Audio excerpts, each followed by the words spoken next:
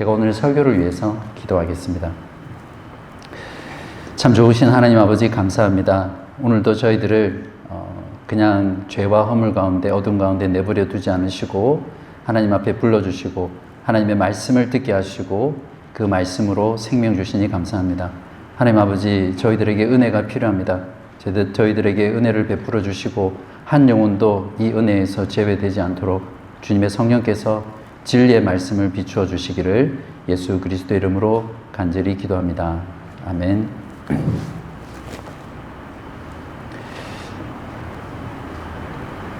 네, 오늘 설교 주제는 성경적 복음 전도입니다. 원래 누가복음 강의를 시작하려고 했는데 우리가 이제 시작하는 교회이기 때문에 이 주제를 다루지 않고 넘어가면 또 다룰 기회가 없을 것 같아서 먼저 다루려고 합니다. 한 사람이 예수 그리스도를 믿고 나면 참된 믿음의 증거들이 많이 나타납니다. 그 중에 어떤 것들이 있습니까? 여러 가지가 있죠. 그 중에 한 가지 확실한 것은 복음을 전하고자 하는 마음이 생긴다는 겁니다. 여러분도 처음 예수를 믿고 났을 때 그러한 마음이 있으셨죠? 네. 그런데 문제는 뭐냐면 왜 회심한 신자들이 복음을 전하지 않는가라는 것입니다. 오늘날 대부분의 많은 신자들은 특정한 몇 명을 제외하고는 복음 전도에 열정적이거나 또 복음을 잘 전하지 않는 그런 현실 가운데 있습니다. 아마 여러 가지 이유가 있을 건데요. 제 생각에는 거절에 대한 두려움이 가장 클 거라고 생각합니다. 복음을 전하면 그 복음을 듣는 사람이 내가 전하는 그 메시지를 거절하는 건데 인격적으로 받아들이는 거죠. 그래서 마치 나를 거절하는 것 같고 또 그래서 굉장히 불편한 거죠. 그러니까 관계가 좋은데 괜히 복음을 전하면 관계가 깨어질까봐 그런 이유들 때문에 복음을 잘 전하지 않는 겁니다. 또 하나는 너무 바쁜 겁니다. 오늘 현대인들의 특징인데 그래서 비즈니스라고 그러잖아요. 그러니까 너무 바쁘니까 복음을 전하고 싶지만 복음 전할 시간이 없는 거예요. 그러니까 어쨌든 복음을 전하려면 사람을 만나야 하고 그 사람에게 밥이라도 함께 사줘야 되고 또 대화를 해야 되는데 이제 그럴 시간이 없는 거죠. 세 번째는 아마도 영적인 무관심 때문일 겁니다. 이 부분도 굉장히 클 거라고 생각하는데 복음 전도가 얼마나 성도의 삶에 중요한 것인가 그런 것들을 잘 깨닫지 못하고 또 복음 전도에 별로 관심이 없는 경우에는 전도를 하지 않습니다. 또 한 가지 다른 부분은 이거는 복음을 전하고 싶지만 잘 못하는 분들인데 어떻게 전해야 될지 잘 모르는 거예요. 그러니까 나는 훈련 받은 게 없고 또 신앙적인 지식도 없어서 복음을 전하지 못한다 이런 두려움들이 있습니다. 그리고 또 다른 이유는 문화적으로나 또 사회적인 분위기 때문에 그렇죠. 지금 우리가 살아가는 시대는 누군가에게 복음을 전하거나 또 나누면 그것이 굉장히 무례한 것이 되죠. 제가 대학생 때만 해도 그냥 길거리에서 사람을 만나서 복음을 전하는 이런 것들이 자연스러웠거든요. 근데 지금은 직장에서도 공개적으로 복음을 전하거나 그러면 어떤 제재가 있고 또 사람들의 어떤 비판이나 또 싸한 그런 분위기들을 느끼게 되죠. 그래서 전반적으로 우리가 지금 살아가는 시대의 분위기나 또 문화적인 관습이나 이런 것들이 복음을 전하는 것을 어렵게 만듭니다. 그 외에도 성격적으로 내성적인 성격, MBTI에서 I로 시작하는 분들은 아무래도 복음, 그러니까 누군가에게 뭔가를 이렇게 말하는 게 힘든 사람도 있습니다. 그렇지만 이런 복음을 전하기 어렵게 만드는 이런 많은 현실에도 불구하고 모든 그리스도인은 반드시 복음 전도를 해야 합니다. 신자라면 이 사실에 반대하시는 분들은 없을 겁니다. 그러니까 전도하지 않는 교회는 생명이 없는 교회입니다. 저희처럼 이제 갓 시작한 개척교회의 경우에는 복음 전도가 마치 생명줄 같은 거죠. 만약에 우리 교회가 전도하지 않는다면 꽃이 피기도 전에 그냥 시들시들 하다가 죽어버리는 그런 교회가 될 거라고 저는 생각합니다. 그렇기 때문에 복음 전도는 우리 교회뿐만 아니라 모든 참된 교회의 가장 본질적인 외적인 활동입니다. 복음 전도를 통해서 교회가 세워지고 또 그렇게 세워진 교회를 통해서 다시 복음 전도가 일어나죠. 바라기는 오늘하고 다음 주 2주 동안 복음 전도에 관한 말씀을 통해서 저희 교회가 진정 건강하고 바르게 성장해서 하나님께서 저와 여러분을 이곳에 보낸 그 복음 사역의 목적들을 잘 이루어내고 또 하나님께 칭찬받고 또 주변에 있는 많은 분들에게 칭송받는 그런 교회가 되기를 바랍니다. 제가 늘 그렇게 하듯이 복음 전도라는 주제를 다루기 전에 과연 복음 전도란 무엇인가 그 정의에 대해서 먼저 살펴보는 게 필요하겠죠. 복음 전도란 말 그대로 복된 소리, 굿 뉴스죠. 가스펠. 그 소식을 전하는 것이 복음 전도입니다. 굉장히 쉽죠. 네. 그래서 신약 성경에서 복음이라는 말이 어떤 말이냐면 여러분 들어보셨을 겁니다. 유앙겔리온이라는 말이거든요. 복음을 전하다라는 것은 동사형을 붙여서 유앙겔리조마 이렇게 부릅니다. 죄송합니다. 아침부터 헬라어를 써서 필요해서 한 건데, 그러니까 전도라는 영어 단어가 뭡니까? 이반젤리즘이잖아요. 바로 이 단어가 이 유앙겔리온과 유앙겔리조마이라는 이 두 단어가 합성해서 나온 단어거든요. 근데 한글 성경에서 전도라는 말을 이렇게 소프트웨어에 놓고 쭉 검색을 해보면 전부 다 preaching이라는 단어, 영어에서 preaching이라는 단어가 다 전도로 번역되어 있거든요. 근데 그 preaching이라는 단어를 다시 원어에서 어떻게 쓰였는지 찾아보면 이제 크게 두 가지입니다. 그러니까 복음을 전한다라는 부분하고, 그러니까 이게 유앙겔리조마이죠. 그리고 선포한다라는 말이 있습니다. 그러니까 우리가 단순히 복음 전도하면 그냥 뭔가 복음을 나누는 거라고 생각하지만 복음 전도의 원 뜻은 선포한다는 겁니다. 마치 왕이 그 신하 사자에게 백성들에게 어떤 사실을 선포하는 것처럼 듣든 듣지 않든 그 메시지를 그대로 선포하는 거죠. 프로클레임하는, 바로 이것이 신약 성경에서 말하고 있는 그 전도라는 단어의 의미입니다. 이런 것들을 종합해 보면 이제 복음 전도란 복음을 알리고 전하고 선포하고 가르치고 설득하고 외치는 이런 모든 활동들이 실상은 복음 전도라고 정의할 수 있습니다.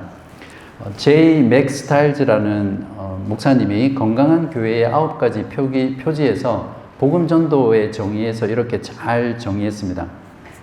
슬라이드에 보시면 전도는 간단하게 말하면 전도는 복음을 가르치고 설득을 목적으로 하는 것이다 이렇게 적어놨는데요. 이 복음이라는 것은 우리를 구원으로 이끄는 하나님으로부터 온 메시지, 그것을 가르친다라는 이 말에는 그냥 단순히 가르친다만 들어있는 게 아니라 전달하고 선포하고 설교하는 것으로서 설득한다라는 것에는 납득시키는, 회심시키는 대 목적을 두고 있는 것이 복음 전도다. 네. 그러니까 간단하게 정의하면 다시 복음을 가르치고 설득하는 데 목적을 두는 것이 복음 전도다.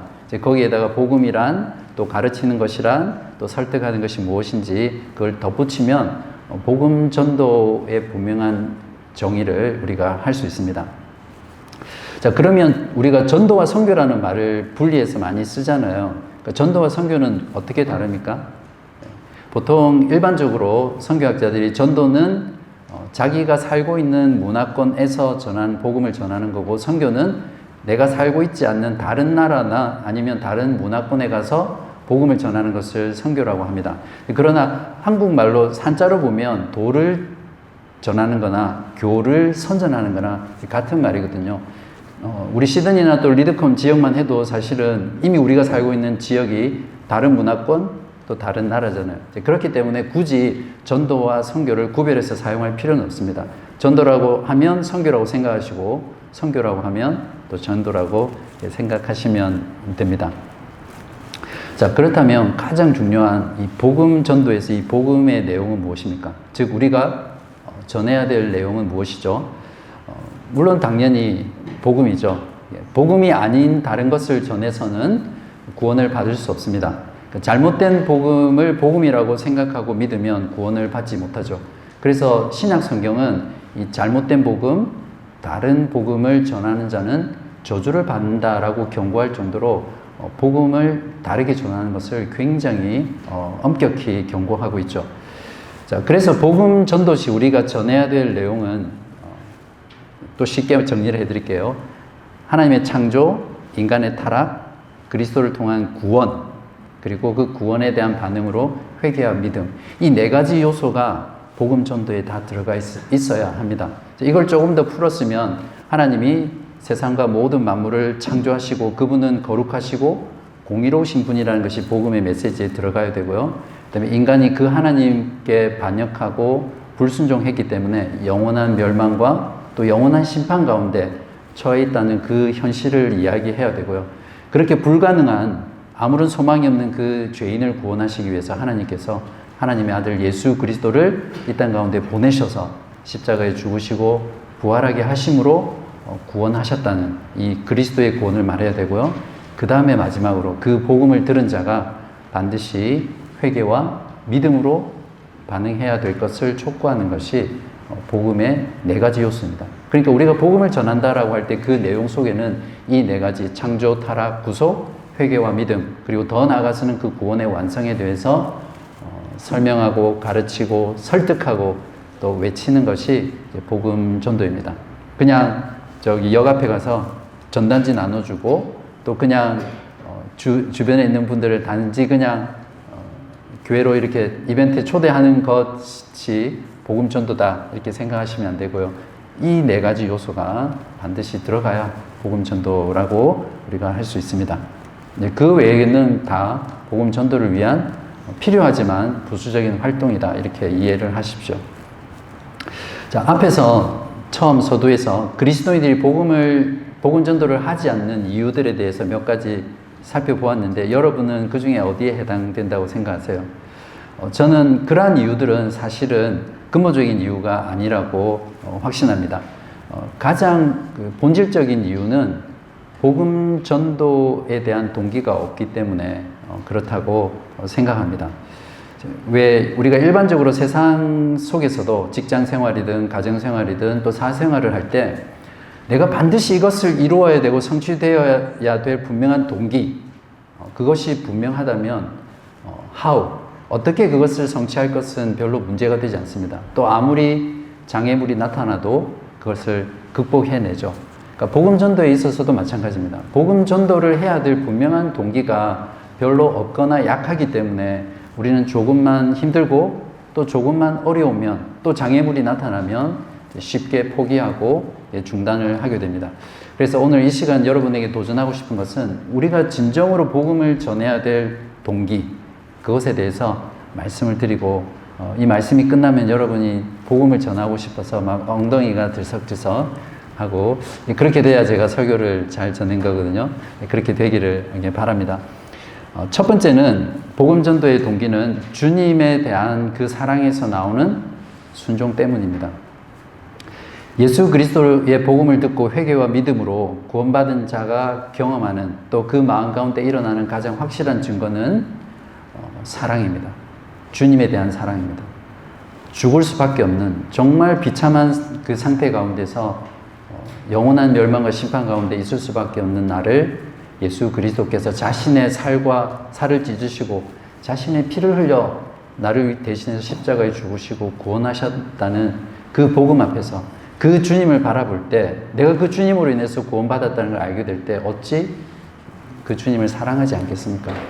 왜 세상에서도 물에 빠졌거나 또 불이 난 집에 갇혔을 때 소방관이라든지 어떤 남자가 이렇게 구해주면 그 사람이 너무 고마워하고 감사하다가 나중에 사랑해서 결혼까지 하는 그런 사례들 보셨죠? 네. 근데 하물며 우리 주님이 자신의 살과 피를 찢기셔서 흘리셔서 나를 구해 주셨는데 어찌 그 주님을 사랑하지 않겠습니까? 만약에 주님을 사랑하는 마음이 1도 없다면, 정말 없다면 그분은 죄송하지만 아직 회심하지 않은 것이 분명합니다. 그러면 우리는 어떻게 나를 구원해 주신 예수 그리스도를 사랑할 수 있습니까? 하루에 3번 아침, 점심, 저녁마다 주님 사랑해요 이렇게 고백하고 주님 사랑해요 찬송을 밤마다 한다고 해서 그것이 주님을 사랑하는 표현입니까? 물론 그것도 하나의 방법이죠. 그러니까 진심을 담아서 하나님께 사랑해요, 감사해요, 고맙습니다 찬양하고 기도하는 것이 사랑의 표현입니다. 그러나 더 궁극적인 사랑의 표현은 우리 주님께서 제자들에게 하신 말씀 속에서 찾을 수 있습니다. 요한복음 14장 2절에 보시면 나의 계명을 지키는 자라야 나를 사랑하는 자니, 분명히 말하고 있죠. 나의 계명을 지키는 자가 나를 사랑한다 말했습니다. 나를 사랑하는 자는 내 아버지께 사랑을 받을 것이요 나도 그를 사랑하여 그에게 나를 나타내리라. 요한복음 15장 10절에 내가 아버지의 계명을 지켜 그의 사랑 안에 거하는 것 같이 예수님도 아버지의 계명을 지켜서 그분의 사랑 안에 거한다고 말씀하시거든요. 죽기까지 복종함으로 아버지의 계명을 지킴으로 하나님 아버지의 사랑에 거하셨던 분이 우리 주님이십니다. 너희도 내 계명을 지키면 내 사랑 안에 거하리라. 그러니까 주님께서는 분명히 이렇게 말했습니다. 우리가 어떻게 주님을 사랑할 수 있다고요? 그분의 계명을 지키는 것이 사랑하는 겁니다. 계명을 지켜야 주님을 사랑하는 거라고 하니까 억지로 계명을 지키지 않으면 나는 주님을 사랑하지 않는 거래 하면서 마지못해 힘들게 마치 세상의 모든 무거운 짐은 다 지고 있는 것처럼 하나님의 계명, 주님의 계명을 지키는 그런 형태로 지키는 것을 말하지 않습니다. 주님에 대한 사랑이 너무나 크기 때문에 주님의 명령을 지키고 따르는 것이 나에게 기쁨이 되고 자발적인 것이 되고 기꺼운 것이 되고 더 지키고 싶은 것이 바로 그 사랑하는 마음에서 나오는 것이거든요. 주님께서 교회인 저와 여러분에게 주신 가장 위대한 지상 명령 또는 계명, 같은 번역입니다. commandment 무엇이죠? 마태복음 28장 19절에서 20절. 그러므로 너희는 가서, 우리 이 구절은 같이 한번 읽어볼까요? 우리 바른교회 비전이기도 합니다. 시작. 그러므로 너희는 가서 모든 민족을 제자로 삼아 아버지와 아들과 성령의 이름으로 세례를 베풀고 내가 너희에게 분부한 모든 것을 가르쳐 지키게 하라. 볼지어다 내가 세상 끝날까지 너희와 항상 함께 있으리라 하시니라. 분명히 주님께서는 저와 여러분, 교회에게, 물론 1차적으로는 사도들에게 주었지만 그 사도들은 모든 지상의 교회를 대표하는 거거든요. 그래서 주님께서는 모든 민족을 제자로 삼으라고 우리들에게 명령하셨습니다. 나를 구원하신 그분을 너무나 사랑하기 때문에 이 명령 또한 너무나 기쁜 마음으로 우리는 순종하게 됩니다. 그래서 교회를 선교 공동체 혹은 전도 공동체라고 부르는 이유가 여기 있습니다. 주님께서는 사도행전 1장 8절에서 또 이렇게 명령하셨습니다. 오직 성령이 너희에게 임하시면 너희가 권능을 받고 예루살렘과 온 유대와 사마리아와 땅끝까지 이르러 내 증인이 되리라 하시니라. 주님께서는 세상 속에서 주님의 증인이 되라고 명령하셨습니다. 그래서 교회를 선교 공동체, 전도 공동체라고 부른과 동시에 또 어떻게 부릅니까? 증인 공동체다 이렇게 부릅니다. 이것보다 우리가 복음을 전해야 될 더 분명한 동기는 없습니다. 여러분이 진정으로 구원받은 자이고 주님을 사랑한다면 이 주님의 위대한 명령, 이 거룩한 명령을 진정으로 기쁜 마음으로 순종하고 지키겠죠. 바라기는 이것이 여러분의 동기가 되기를 간절히 기도합니다. 그래도 아마 여러분 마음 가운데 이것으로는 충분하지 않아. 그런 분들을 위해서 또 다른 동기를 제가 준비했습니다. 두 번째 복음전도의 동기는 전도 혹은 선교는 하나님의 뜻이라는 겁니다. 디모데전서 2장 4절에서 6절을 보시면 하나님은 모든 사람이 구원을 받으며 진리를 아는 데에 이르기를 원하시느니라. 하나님은 한 분이시요 또 하나님과 사람 사이의 중보자도 한 분이시니 곧 사람이신 그리스도 예수라. 그가 모든 사람을 위하여 자기를 대속물로 주셨으니 기약이 이르러 주신 증거니라. 물론 이 구절은 가장 논란이 많은 구절입니다. 그러니까 하나님은 정말 모든 사람이 구원받길 원하시고 주님은 모든 사람을 위해서 죽으셨나. 그래서 보편 구원론, 모든 사람은 다 구원받는다. 이것을 말하는 구절이 아니거든요. 이런 부분들은 다음에 다루기로 하고요. 어쨌든 하나님은 모든 사람이 회개하고 주께 돌아오기를 원하시는 분이시라는 겁니다. 그래서 성경의 하나님은 선교의 하나님이십니다. 창세기부터 요한계시록까지 전체를 보면 그 속에 하나님은 선교하시는 하나님, 또 전도하시는 하나님이라는 걸 알 수 있습니다. 하나님의 궁극적인 뜻은 죄로 인해서 멸망당하고 심판받을 모든 인간들이 예수 그리스도를 통해서 구원받고 하나님을 찬송하고 하나님을 예배하고 하나님과 영원토록 거하는 것이 하나님의 뜻입니다. 성경에 하나님을 잘 보여주는 유명한 구절이 있습니다. 보통 사랑의 말씀이라고 하기도 하는데 저는 이 구절이 성경에 하나님을 잘 보여주는 말씀이라고 확신합니다. 요한복음 3장 16절입니다. 하나님이 세상을 이처럼 사랑하사 독생자를 주셨으니 이는 그를 믿는 자마다 멸망치 않고 영생을 얻게 하려 하심이라. 하나님은 이 뜻을 이루기 위해 무엇을 사용하십니까? 바로 복음 전도를 사용하십니다. 고린도전서 1장 21절에 하나님의 지혜에 있어서는 이 세상이 자기 지혜로 하나님의 뜻을 알지 못하므로 하나님께서 전도에 미련한 것. 여기서 전도는 선포라는 단어입니다. 전도에 미련한 것으로 믿는 자들을 구원하시기를 기뻐하셨도다. 그러므로 저와 여러분이 하나님의 교회가 복음을 전할 때 하나님의 뜻이 이루어집니다. 성교의 하나님의 그 뜻이 우리의 복음 전도를 통해서 진정으로 미련하고 보잘것없는 그런 전도를 통해서 하나님의 뜻이 이루어집니다.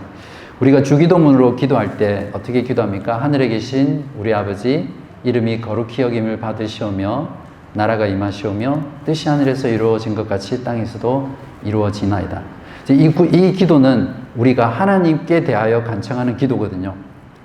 죄와 허물로 죽어 있고 하나님을 반역하고 사탄의 종노릇하며 살던 한 인간 존재가 복음을 듣고 죽게 돌아올 때 주기도문의 이 모든 기도가 응답이 됩니다. 맞습니까? 한 사람이 회심하면 어떻게 되죠? 하나님을 반역하고 하나님을 욕하고 하나님을 비난하는 그 죽어 있는 자가 비로소 하나님의 이름을 높이게 되죠. 하나님의 이름을 거룩하게 하게 되죠. 하나님을 찬송하고 하나님을 예배하게 됩니다. 그 회심한 자의 그 영혼 속에, 그 마음 속에 하나님의 나라가 임하기 때문에 그 사람이 가는 곳마다 하나님의 나라가 이루어지죠.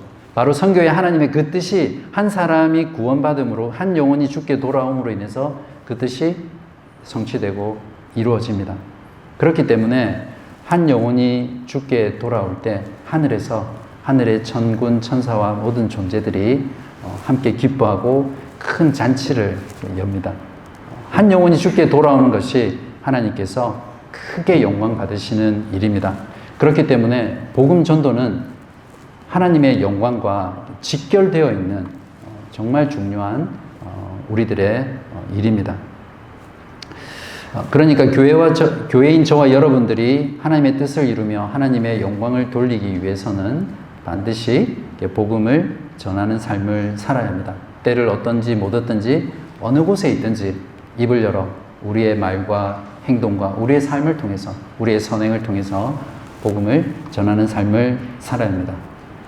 이 정도면 복음 전도 동기로 충분하시죠? 그래도 한 가지 더 하겠습니다. 세 번째 복음 전도의 동기는 영원한 심판과 구원을 믿기 때문입니다.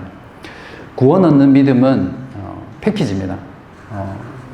어떤 성경 말씀 중 이 부분은 내가 믿고 이 부분은 못 믿겠다. 그렇게 되지 않습니다.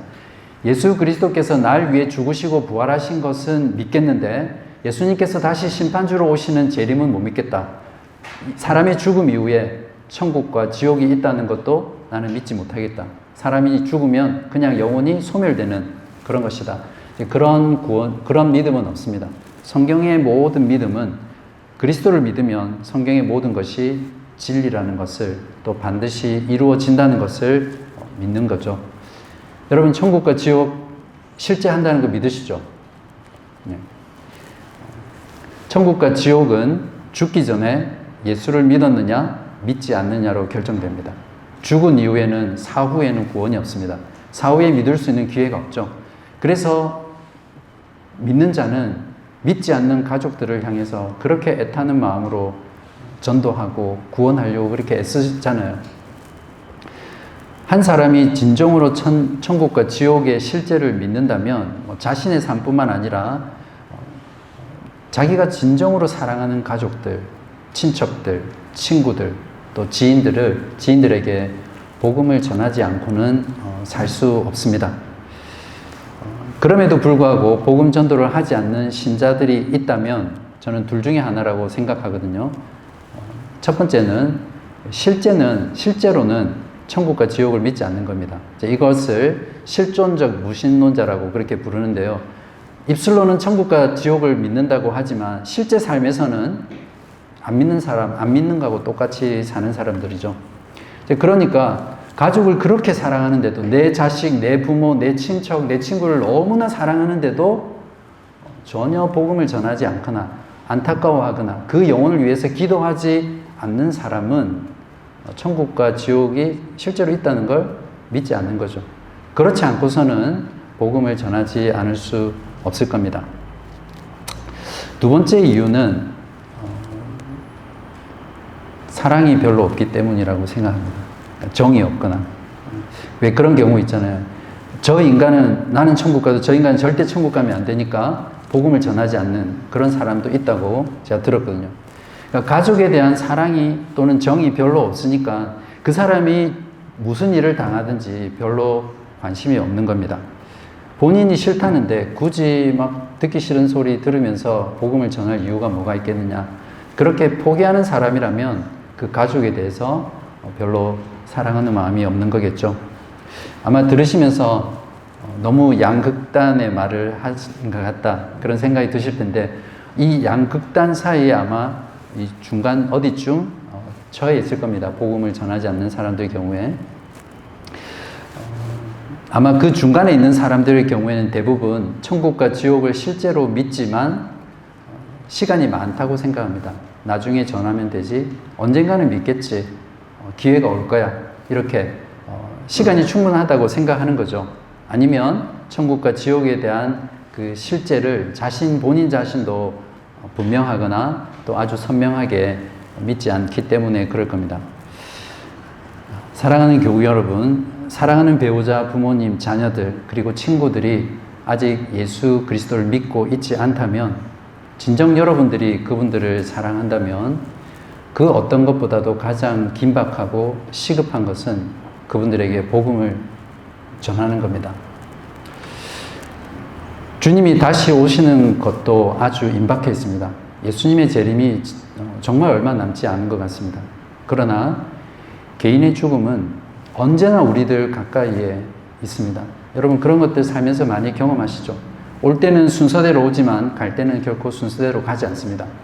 저도 제 남동생이 50살 때 하나님의 부름을 받고 이 땅 가운데 없거든요. 그 누구도 제 사랑하는 그 동생이 그렇게 일찍 죽을 거라고 생각하지 못했어요.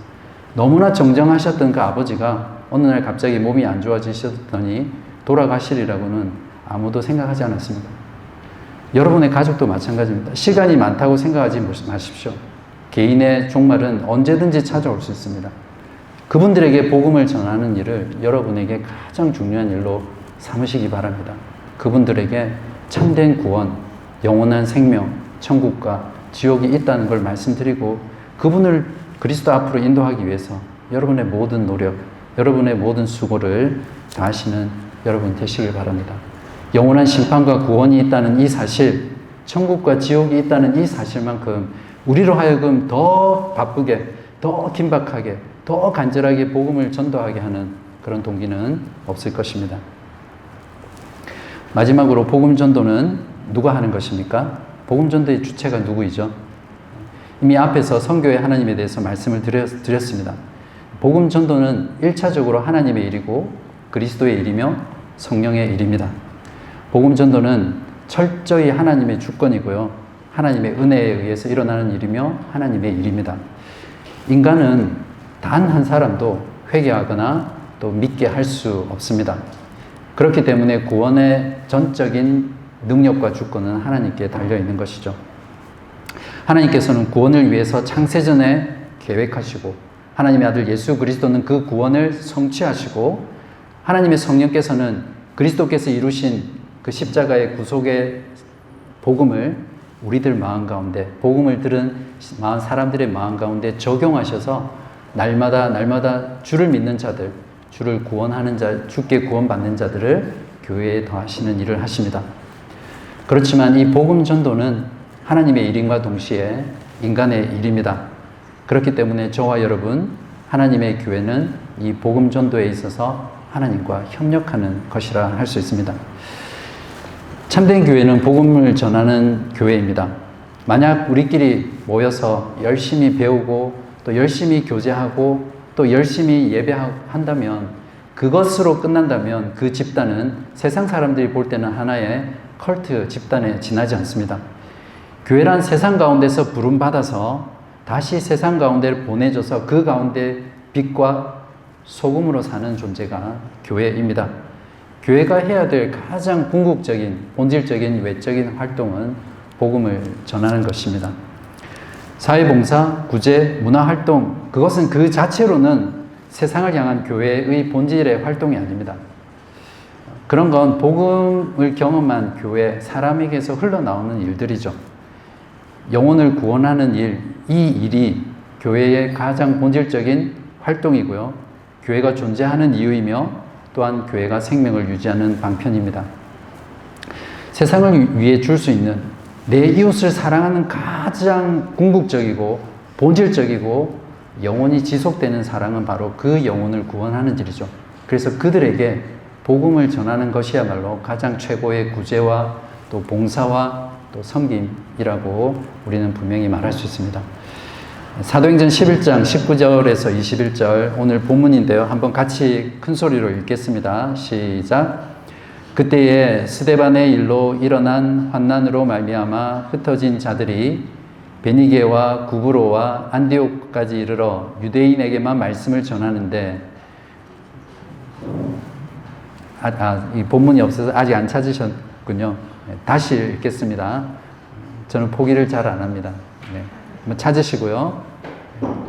제가 설교 본문은 우리가 성경을 찾아보는 훈련을 위해서 일부러 슬라이드를 만들지 않았거든요. 성경책이나 전자성경 펴셔서 다시 읽겠습니다. 시작. 그때에 스데반의 일로 일어난 환난으로 말미암아 흩어진 자들이 베니게와 구브로와 안디옥까지 이르러 유대인에게만 말씀을 전하는데, 그 중에 구브로와 구레네 몇 사람이 안디옥에 이르러 헬라인에게도 말하여 주 예수를 전파하니 주의 손이 그들과 함께 하심에 수많은 사람들이 믿고 주께 돌아오더라. 이 앞장에 보시면 스데반 집사의 핍박으로 흩어진 유대인들이 그들의 고정관념을 깨고 유대인을 넘어서 처음으로, 유대인들은 이방인들을 개처럼 이렇게 취급했거든요. 결코 복음을 전하지 않았습니다. 근데 그 유대인의 고정관념 장벽을 깨고 처음으로 이방인에게 복음을 전합니다.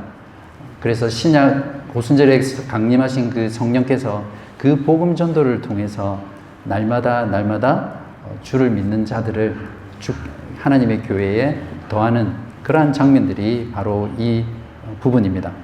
그래서 신약의 교회는 엄청난 박해와 핍박과 환난들이 있었지만 무서운 속도로 부흥의 불길로 이렇게 퍼져갔습니다. 예수 그리스도께서 죽으시고 부활하신 지 불과 몇십 년이 지나지 않아서 그 당시에 땅끝이라고 하는 데까지 복음이 전파되었습니다. 사도행전 1장 8절의 말씀이 성취가 된 것이죠. 사도행전을 보시면 사도행전 교회의 부흥 가운데 마치 공식처럼 계속해서 반복되는 패턴이 나옵니다. 제가 듣미세라고 개척 준비 모임 때 말씀을 드렸는데, 복음 뭐죠? 복음을 듣고 믿고 세례를 받더라. 듣미세. 이 어감이 별로 안 좋고 웃긴다고 해서 제가 바꿨습니다. 전믿구. 더 웃긴가요? 복음을 전하고 복음을 믿고 구원받는 자들이 날마다 더한다. 그러니까 구원을 받는다. 복음을 전하고 믿고 구원을 받는다. 이 세 가지 패턴이 계속해서 반복해서 나옵니다. 사도행전 2장에도 사도 베드로가 오순절에 성령이 강림하셨을 때 복음을 전하잖아요. 그 복음을 듣고 믿고 세례를 받는 자가 3,000명이 일시에 주께 돌아옵니다. 이러한 패턴들이 사도행전에는 계속해서 반복해서 나오거든요. 제가 그 구절들을 주보에다가 실어 놓았습니다. 한번 보시고요. 바른 교회의 부흥 역시 사도행전 교회처럼 복음 전도에 있습니다. 사도행전 교회가 주 예수를 전파했기 때문에 그들이 부흥하였던 것처럼 바른 교회의 부흥 역시 복음 전도에 있습니다. 교회가 부흥하는 것은 수적이며 또 영적인 부흥이 함께 있습니다. 사도행전 교회는 분명히 부흥하는 교회였죠. 참된 복음의 믿음과 회개로 반응하여 믿고 세례를 받았고요. 하나님의 말씀을 배우는 일에 힘썼고 또 기도하는 일, 예배하는 일, 교제하는 일에 힘썼습니다. 그리고 그들은 가는 곳마다 주 예수 그리스도를 전파했던 교회입니다. 그 복음 전도를 통해서 하나님의 성령께서 하나님의 일, 하나님의 선교를 이루신 것이죠. 분명 바른 교회는 수적인 성장을 결코 목표로 하지 않습니다. 그렇다고 수적인 성장을 거부하지 않습니다. 저희 교회가 성장하는데 저희 교회는 수적인 성장을 원하지 않습니다. 그래서 몇 명 이상 되면 돌아가십시오. 그렇게 하진 않습니다. 왜냐하면 수적인 성장은 영적인 것도 마찬가지지만 하나님의 주권이고 또 하나님의 소관이기 때문에 그렇습니다. 이제 그런 것들은 하나님께 맡기는 거죠. 그러나 중요한 것은 우리가 수적으로 성장하든 또 성장하지 않든 복음 전도를 해야 한다는 것입니다. 그것이 우리 교회의 사명이기 때문에 그렇습니다. 복음을 전하는 것, 가서 모든 민족을 제자로 삼고 또 세상 가운데서 주님의 증인이 되는 것은 모든 참된 교회의 사명이고 또 바른 교회의 사명입니다. 목사만이 하는 일도 아니고요. 또 특별히 복음 전도의 은사가 있는 사람만이 하는 일이 아닙니다. 회심한 사람이라면, 거듭난 사람이라면, 하나님의 자녀라면, 그리스도인이라면, 하나님의 백성이라면 모두가 복음 전도에 헌신해야 합니다. 바로 바른 교회의 모든 성도님들, 저와 여러분이 복음 전도의 주체입니다. 사랑하는 교우 여러분, 진정 여러분이 예수 그리스도를 믿고 구원받아서 하나님의 몸된 교회의 지체가 되었다면 여러분의 모든 삶을 통해 또 여러분의 모든 삶의 환경 속에서 복음을 전하시기 바랍니다. 참된 교회는 복음 전도에 힘쓰는 교회이고 바른 교회는 참된 교회를 추구하기 때문에 복음 전도에 힘쓰는 교회입니다. 그것이 바른 교회가 존재하는 이유이고 또 존재하는 목적입니다. 여러분을 죄에서 구원하여 주신 주님을 진정으로 사랑하세요. 그래서 그 사랑 때문에 주님의 모든 말씀에 순종하기를 간절히 원하세요. 성교의 하나님, 그분의 뜻에 내 삶을 드리기를 원하십니까? 여러분 진정 영원한 심판과 구원, 천국과 지옥이 있다고 믿으십니까? 그렇다면 여러분은 복음 전도를 할 가장 최고의 동기를 이미 가지고 있습니다. 이제 여러분에게 how, 어떻게 하느냐는 더 이상 문제가 되지 않습니다. 맞습니까? 다음 주에 어떻게 복음을 전할 것인가에 대해서 말씀을 전할 것이고요. 기대하시고 to be continue 하겠습니다. 기도하겠습니다.